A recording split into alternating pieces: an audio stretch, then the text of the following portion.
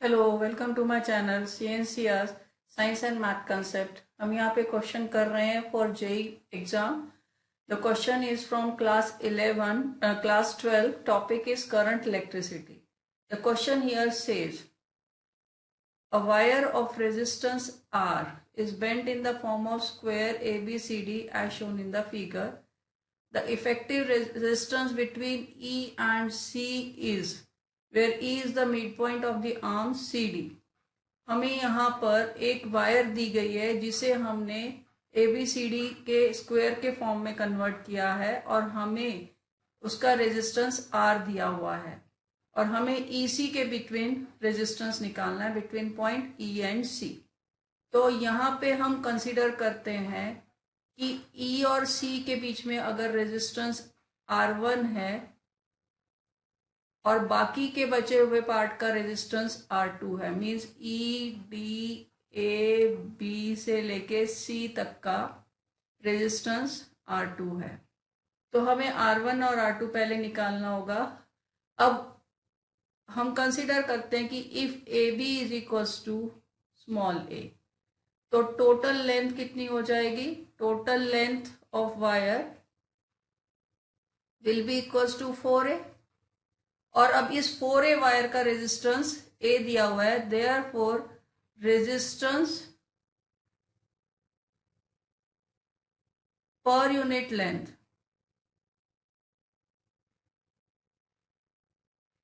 कितना हो जाएगा? वो हो जाएगा R/4a।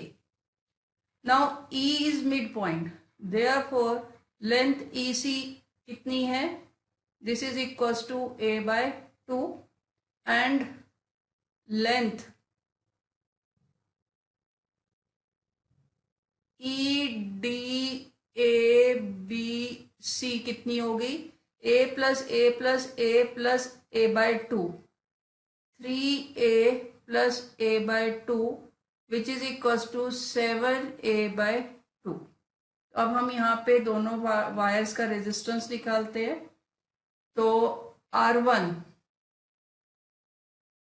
will be equals to resistance per unit length into length of wire, that is EC, that is equals to R/4a। EC is A/2, तो ये बन गया हमारे पास R/8। अब इसी तरह हम R2 निकालते हैं।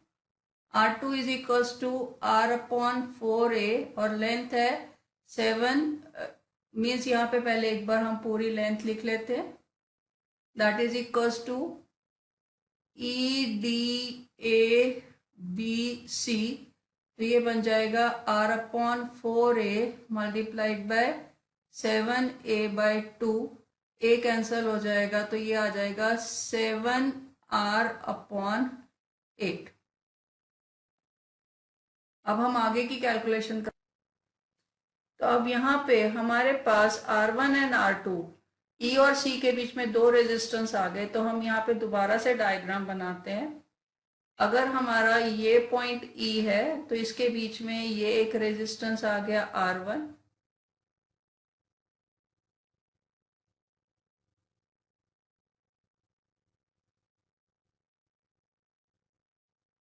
ये पॉइंट E और ये पॉइंट C, और यहाँ पर दूसरा रेजिस्टेंस आ गया R2।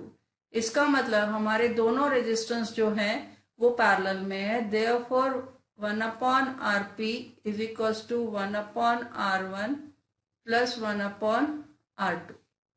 R1 है R/8, तो ये हो गया 8/R प्लस 8/7R। एलसीएम हो गया 7R,